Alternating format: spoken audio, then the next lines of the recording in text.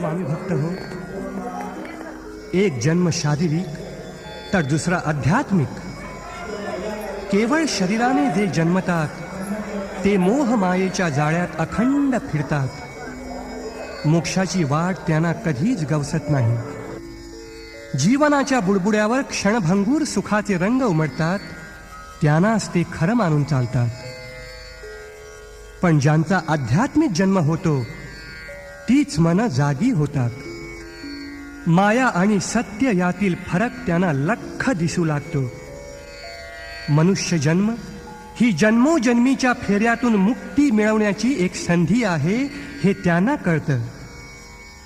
म्हणूनच भक्त हो, आध्यात्मिक जन्म महत्वाचा. देह रूपाने या विश्वात जन्माला घालते ती आपली देहधारी आई आणि आपल्याला आध्यात्मिक दृष्ट्या जन्म